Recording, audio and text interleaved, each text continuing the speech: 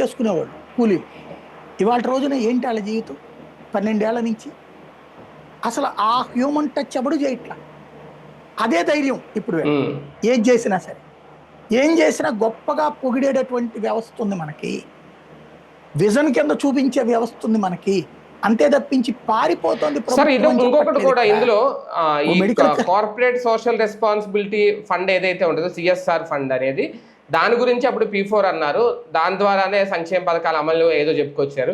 ఇప్పుడు దీనికి కూడా ఆ సిఎస్ఆర్ ఫండ్స్ రాబట్టే ఆలోచన ఏమన్నా చేస్తున్నారా? చాలా మంది ఆ సిఎస్ఆర్ ఫండ్ ఎగ్గొడుతున్నారు, లేదంటే వేరే దానికి వాడుకుంటున్నారు. కాబట్టి ప్రభుత్వం ఆ యాంగిల్ ఏమైనా ఆలోచిస్తుంది? ఆ కోణంలో చూడొచ్చా దీన్ని?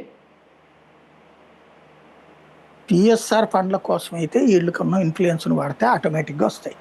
సమస్య దానికోసం కాదు, మనం తప్పించుకు పారిపోవడానికి అది ఒక సాకు చూపెడుతుంది. ఇప్పుడు ఇన్కమ్ ట్యాక్స్ ఎగ్జామ్షన్ కూడా ఇప్పుడు వీళ్ళు ట్రస్ట్ రిజిస్టర్ చేసి ఆ తర్వాత ఇన్కమ్ ట్యాక్స్ ఎగ్జామ్షన్ పర్మిషన్ ఎన్ని తెచ్చుకోవడానికి టైం పడుతుంది. ఆ తర్వాత కదా వీళ్ళు జరిగేది. ఫస్ట్ ఇప్పుడు స్కూళ్ళు నడపడం ఏంటి? ఎండాకాలంలో స్కూళ్ళ బిల్డింగ్లు పూర్తి చేయాలి కదా. మొన్ననే ఈనాడు జ్యోతి రాసింది ఏంటి? ఈ సీజన్లో దాదాపు 15,000 స్కూళ్ళు బాగు చేసేస్తున్నారని రాశారు. బాగు చేస్తున్నారని రాశారు 15,000 స్కూళ్ళు. ఇంకొక 10,000 స్కూళ్ళను కూడా తాత్కాలికంగా చూస్తున్నారని కూడా రాశారు వీళ్ళే. ఇప్పుడు వచ్చేటప్పటికి డబ్బులు అడుగుపోతున్నారని రాస్తున్నారు. అంటే ఇప్పుడు స్కూళ్ళు కడతన్నట్ట కట్ట